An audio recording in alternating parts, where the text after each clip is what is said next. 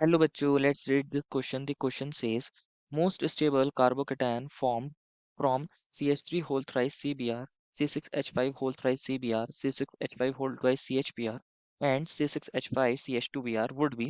बच्चों इस क्वेश्चन में बोला हमें चार कंपाउंड दिए गए हैं। पूछा गया है इनमें से इन चारों में से सबसे ज्यादा स्टेबल कार्बोकेटायन कहाँ पर फॉर्म होगा और हमें बच्चों option A B C D में कार्बोकेटायन्स दिए गए हैं। तो हमें कार्बोकेटायन बताना है बच्चों कि सबसे ज्यादा स्टेबल कहाँ पे कार्बोकेटायन फॉर्म होगा। तो फर्स्ट ऑफ ऑल बात करते हैं इस क्वेश्चन के की कॉन्सेप्ट के बारे में बच्चों। इस क्वेश्चन के की कॉन्सेप्ट के बारे में।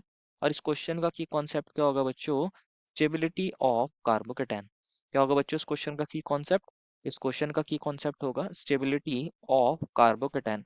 कार्बोकेटायन कैसे स्टेबल हो सकता है बेसिकली, हमें उसकी स्टेबिलिटी को क्या करना है, कंपेयर करना है। क्या करना है बच्चों? स्टेबिलिटी को कंपेयर करना है। तो वन बाय वन देखते हैं बच्चों। एक तो कंपाउंड हमें मिला है ये वाला C6H5 CH2Br। एक तो कंपाउंड बच्चों ये मिला है। अगर ये अपने Br नेगेटिव अगर यहाँ से निकल जाए तो यहाँ जो कार्बोकेटायन बनेगा, अगर यहाँ से Br नेगेटिव निकल जाए, दोनों इलेक्ट्रॉन्स लेकर निकल जाए, तो यहाँ पर क्या बन जाएगा कार्बोकेटायन C6H5 CH2 पॉजिटिव, ये बनेगा। ये ऑप्शन ए में मिला है। दूसरा एक हमें मिला है बच्चों, क्या है यहाँ पर एक और जो कंपाउंड मिला है वो मिला है यहाँ पर CH3 होल थ्राइस CBr। ये कंपाउंड मिला है बेसिकली। अगर यहाँ से बी आर नेगेटिव निकल जाए, माइनस बी आर नेगेटिव, तो यहाँ पर जो कार्बोकेटायन बनेगा वो ये बनेगा CH3 होल थ्राइस C, और यहाँ पॉजिटिव, और ये ऑप्शन बी में मिला है। कहाँ मिला है बच्चों? ऑप्शन बी में मिला है। थर्ड कंपाउंड की बात करते हैं। जो थर्ड कंपाउंड मिला है बच्चों वो मिला है एक हमें C6H5 होल थ्राइस, और यहाँ पर CH, यहाँ पर क्या है बच्चों? CBr है, CBr। अगर यहाँ से बी आर नेगेटिव निकल जाए, माइनस बी आर नेगेटिव, तो यहाँ पर जो कार्बोकेटायन बनेगा वो बनेगा C6H5 होल थ्राइस, और यहाँ सी पर पॉजिटिव, और ये मिला है ऑप्शन सी में, ये वाला कार्बोकेटायन। एंड ऑप्शन डी की भी बात कर लेते हैं बच्चों। अगर हम बात करें, एक कंपाउंड हमें ये मिला था C6H5 होल ट्वाइस, और यहाँ ये CHBr है। और अगर यहाँ से बी आर नेगेटिव निकल जाए, तो यहाँ पर जो कार्बोकेटायन बनेगा वो बनेगा C6H5 whole twice CH positive. तो ये चार कार्बोकेटायन हैं और ये ऑप्शन नंबर डी में मिला है। ये ऑप्शन नंबर डी में मिला है, तो इन सबको लिख लेते हैं एक बार अगेन। अगर हम बात करें बच्चों, यहाँ पर जो ए में मिला था कार्बोकेटायन, वो ए में कार्बोकेटायन कौन है बच्चों? वो है हमारे पास C6H5CH2 पॉजिटिव। इसको हम ऐसे लिख सकते हैं, इसको हम ऐसे लिख सकते हैं, ये C6H5 है और यहाँ पर ये CH2 है, और इसके ऊपर यहाँ पॉजिटिव चार्ज है। तो यहाँ पर बच्चों क्या देखने को मिलता है, यहाँ ये जो कार्बोकेटायन होता है ये बहुत हद तक स्टेबल होता है।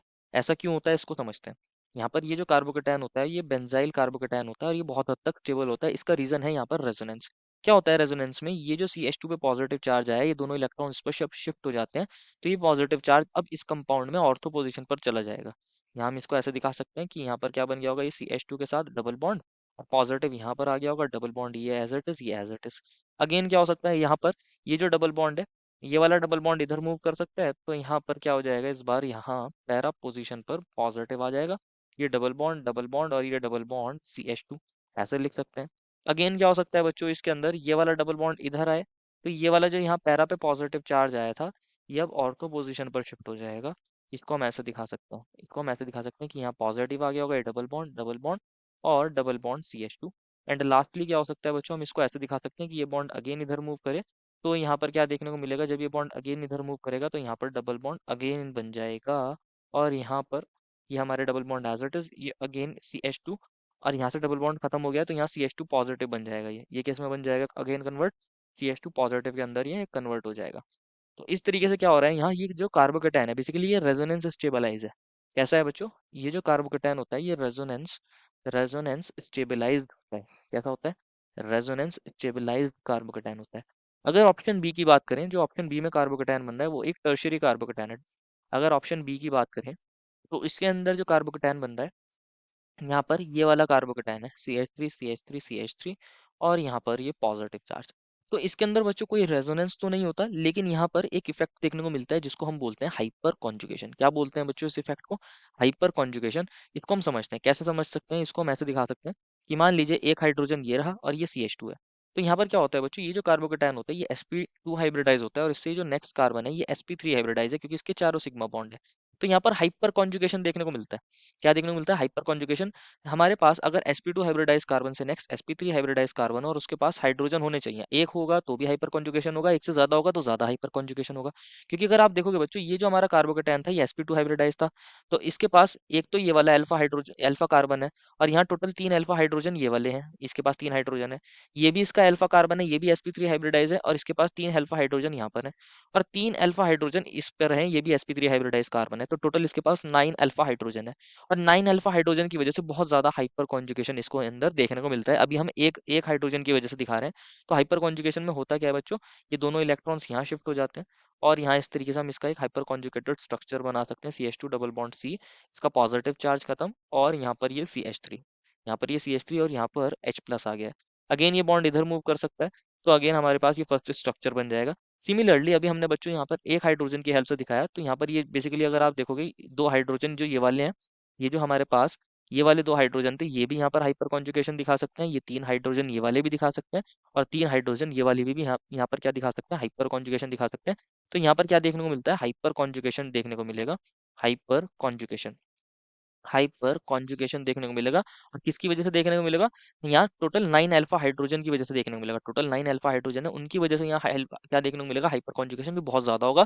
तो ये हाइपर कॉन्जुगेशन इफेक्ट के थ्रू इसको क्या कर रहा होगा, स्टेबिलाईज कर रहा होगा। इसको क्या कर रहा होगा बच्चों, कार्बोकेटाइन को स्टेबिलाईज कर रहा होगा। टी जो कार्बोकेटाइन है उसकी भी बात कर लेते हैं बच्चों। इस बार क्या मिला है, सी में मिला है C6H5 whole thrice C positive. तो इसको हम ऐसे लिख सकते हैं, यहाँ ये C6H5 ग्रुप एक ये वाला है बच्चों, एक ये वाला ग्रुप है, एक C6H5 होल थ्राइस में हम इस तरीके से दिखा सकते हैं, एक ये वाला ग्रुप है, और एक C6H5 ये वाला ग्रुप हो गया, और यहाँ पॉजिटिव चार्ज आ रहा है, यहाँ पॉजिटिव चार्ज। इसको ध्यान से समझना है बच्चों, इसके अंदर क्या हो सकता है बच्चों, अब ध्यान से समझना है। यहाँ पर क्या हो सकता है, जैसे हमने अभी फर्स्ट एग्जांपल देखा था, अगर सी हमारे पास ये जो फिनाइल ग्रुप है, इससे नेक्स्ट ये जो कार्बन है, इसके ऊपर पॉजिटिव चार्ज होता है, तो यहाँ रेजोनेंस देखने को मिलता है। तो यहाँ पर भी क्या देखने को मिलेगा, रेजोनेंस। हो सकता है ये वाली रिंग इसको स्टेबलाइज करे।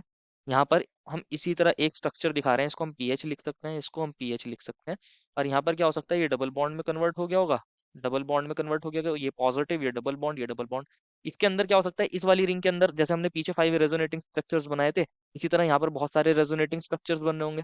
इसी तरह यहाँ पर भी क्या बन रहे होंगे, बहुत सारे रेजोनेटिंग स्ट्रक्चर्स बना सकते हैं हम। इस तरह ये बॉन्ड इधर मूव करें, यहाँ पैरा पे पॉजिटिव आए, देन ये वाला बॉन्ड इधर मूव करे, देन यहाँ अगेन ऑर्थो पे पॉजिटिव चार्ज आए। तो यहाँ पर भी इस तरीके से क्या हो रहा होगा, रेजोनेंस हो रहा होगा। इस वाली रिंग में रेजोनेंस हो सकता है। सिमिलरली बच्चों यहाँ पर तीन तीन रिंग है, यहाँ पर ये तीन तीन फिनाइल ग्रुप अटैच है, तो इस वाली इसमें भी क्या हो सकता है, यहाँ पर इसमें भी यहाँ रेजोनेंस हो सकता है, इसमें भी क्या हो सकता है, यहाँ रेजोनेंस हो सकता है। यहाँ पर ये pH group as it is, ये pH group as it is, then ये बॉन्ड इधर मूव करे, यहाँ पैरा पे पॉजिटिव चार्ज आया, देन अगेन ऑर्थो पर आए, जैसे हमने ऑप्शन नंबर ए में देखा था। तो इस वाली रिंग के अंदर भी रेजोनेंस हो सकता है। एंड यहाँ पर अगर बच्चों आप देखोगे तो तीन तीन फिनाइल ग्रुप अटैच है बेसिकली, यहाँ थर्ड रिंग के अंदर भी रेजोनेंस हो सकता है, यहाँ इधर भी ये बॉन्ड मूव कर सकता है। तो यहाँ बहुत सारे रेजोनेटिंग स्ट्रक्चर्स हम इसके बना सकते हैं, बहुत सारे रेजोनेटिंग स्ट्रक्चर्स बना सकते हैं, बहुत ज्यादा रेजोनेंस हो सकता है इसके अंदर। इसको हम ऐसे भी दिखा सकते हैं कि यहाँ भी ये pH group as it is, ये pH group as it is. तो यहाँ पर बहुत ज्यादा रेजोनेंस हो रहा है, यहाँ पर बहुत ज्यादा रेजोनेंस हो रहा है। यहाँ पर अभी इसके बहुत सारे रेजोनेटिंग स्ट्रक्चर्स और भी ड्रॉ सकते हैं, जब ये पॉजिटिव चार्ज, ये पाई बॉन्ड इस पॉजिटिव चार्ज के साथ क्या करे बच्चों, यहाँ कॉन्जुगेशन में पार्टिसिपेट करे। तो यहाँ जो होता है, यहाँ एक्सेसिव रेजोनेंस होगा, excessive resonance due to 3 phenyl group, ऐसे बोल सकते हैं यहाँ पर। ड्यू टू, यहाँ पर कितने फिनाइल ग्रुप हैं बच्चों, 3 पीएच ग्रुप्स, यहाँ 3 पीएच ग्रुप हैं। 3 पीएच ग्रुप की वजह से एक्सेसिव रेजोनेंस हो रहा होगा। ऑप्शन ए में सिर्फ एक ही पीएच ग्रुप था, ये जो फिनाइल ग्रुप था एक ही था, तो यहाँ पर सिर्फ उसी की वजह से हो रहा था। किसकी वजह से हो रहा है यहाँ पर, ड्यू टू 1 पीएच ग्रुप, यहाँ पर सिर्फ एक पीएच ग्रुप की वजह से यहाँ रेजोनेंस हो रहा है। तो जिसमें 3 की वजह से हो रहा होगा, वहाँ बहुत ज्यादा रेजोनेंस हो रहा होगा। एंड अगर ऑप्शन डी की बात करें, तो उसमें जो हमारा कार्बोकेटाइन बना था वो C6H5 होल ट्वाइस, और यहाँ पर ये CH पॉजिटिव। इसको ध्यान से समझना है बच्चों। अगेन बच्चों, इसके अंदर क्या हो सकता है, हम इसको जानते हैं, ये C6H5 होल ट्वाइस और यहाँ CH पॉजिटिव मीन्स कि यहाँ पर अगर आप देखोगे, जो कार्बन पे पॉजिटिव चार्ज है, उससे यहाँ 2 फिनाइल ग्रुप है, तो यहाँ पर भी एक्सेसिव रेजोनेंस हो सकता है। यहाँ पर ये वाली जो रिंग है, ये भी इसके साथ रेजोनेंस कर सकती है। एंड यहाँ पर क्या हो सकता है, ये वाली रिंग तो कर ही सकती है, साथ में ये वाली रिंग भी इसके साथ पार्टिसिपेट कर सकती है। लेकिन यहाँ सिर्फ अब 2 फिनाइल ग्रुप की वजह से होगा रेजोनेंस, तो हम यहाँ लिख सकते हैं, यहाँ पर भी एक्सेसिव रेजोनेंस हो सकता है। Excessive resonance, resonance due to 2 phenyl group, लेकिन यहाँ सिर्फ 2 ही फिनाइल ग्रुप की वजह से होगा, 2 ही फिनाइल ग्रुप्स की वजह से होगा। तो अब अगर स्टेबिलिटी की बात करें, अगर हम स्टेबिलिटी की बात करें बच्चों, अगर हम स्टेबिलिटी के ऑर्डर की बात करें, देखो बच्चों जहां पर सबसे ज्यादा रेजोनेंस हो रहा है, एक्सेसिव रेजोनेंस हो रहा है, अगर हम ए अगर हम अभी हम बी की बात नहीं कर रहे, टर्शियरी वाले की बात नहीं कर रहे, अगर हम ए सी और डी की बात करें, तो ए सी डी में सी के अंदर क्या है, सबसे ज्यादा रेजोनेंस होगा, क्योंकि वहाँ 3 फिनाइल ग्रुप है। वहां पर कितने फिनाइल ग्रुप है? 3। तो सी के अंदर सबसे ज्यादा रेजोनेंस होगा, तो सी सबसे ज्यादा स्टेबल होगा। उससे कम स्टेबल कौन होगा? डी, क्योंकि उसके अंदर सिर्फ 2 ही फिनाइल ग्रुप थे। और उससे कम स्टेबल होगा ए, क्योंकि उसके अंदर सिर्फ एक ही क्या थे बच्चों? एक ही फिनाइल ग्रुप था। कितने फिनाइल ग्रुप्स थे? एक ही फिनाइल ग्रुप था, तो ए इनमें सबसे लीस्ट स्टेबल होगा। अब बात करते हैं बच्चों बी की। सिर्फ बी के अंदर क्या है बच्चों? सिर्फ हाइपर कॉन्जुगेशन हो रहा है। Hyper conjugation generally generally resonance से एक कम इंपॉर्टेंट फैक्टर होता है, मतलब रेजोनेंस की वजह से ज्यादा स्टेबिलिटी आती है और हाइपर कॉन्जुगेशन की वजह से इतनी ज्यादा स्टेबिलिटी नहीं आती। लेकिन ऐसा देखा जाता है बच्चों कि अगर हम सिंपली बेंजाइल कार्बोकेटाइन की बात करें, जो ऑप्शन ए में मिला है, यहाँ पर देखा जाता है कि जो ये रेजोनेंस स्टेबलाइज, जो हमारा सिर्फ इसके अंदर एक ही फिनाइल ग्रुप इसको रेजोनेंस स्टेबलाइज कर रही थी, देखा जाता है बच्चों कि यहाँ पर जो हमारा टर्शियरी कार्बोकेटाइन होता है, टर्ड ब्यूटाइल कार्बोकेटाइन होता है, उसके अंदर जो हाइपर कॉन्जुगेशन है वो बहुत ज्यादा स्टेबलाइज कर देता है। इसलिए जो टर्शियरी कार्बोकेटाइन होता है, टर्ड ब्यूटाइल कार्बोकेटाइन, वो हमारे जो बेंजाइल कार्बोकेटाइन है उससे ज्यादा स्टेबल होता है। तो जो बी की स्टेबिलिटी आती है वो ए से ज्यादा होती है। सी के अंदर एक्सेसिव रेजोनेंस हो रहा है due to 3 phenyl group. D के अंदर एक्सेसिव रेजोनेंस हो रहा है सिर्फ 2 फिनाइल ग्रुप की वजह से। बी के अंदर बच्चों टर्शियरी हमारा टर्ड ब्यूटाइल कार्बोकेटाइन है, जिसके अंदर हाइपर कॉन्जुगेशन बहुत स्ट्रॉन्गर इफेक्ट काम करता है। ये हमारे सिंपल जो ए ऑप्शन में सिर्फ एक फिनाइल ग्रुप की वजह से यहाँ पर क्या हो रहा था, रेजोनेंस स्टेबलाइज कार्बोकेटाइन बन रहा था, उससे भी ज्यादा स्टेबल होता है बच्चों। तो ये हमारे पास स्टेबिलिटी का ऑर्डर आ जाएगा। पूछा गया था कि सबसे ज्यादा स्टेबल कौन सा कार्बोकेटाइन है बच्चों, तो हमारे पास वो ऑप्शन सी है। सी सबसे ज्यादा स्टेबल है। और उससे कम कौन था बच्चों? डी था। उससे कम हमारे पास बी था, उससे कम ए था। तो ये हमारे पास पूछा गया था सिर्फ मोस्ट स्टेबल के बारे में, तो ऑप्शन सी करेक्ट हो जाएगा, बाकी गलत। देखो final answer is option number C. I hope you understood it well and best of luck.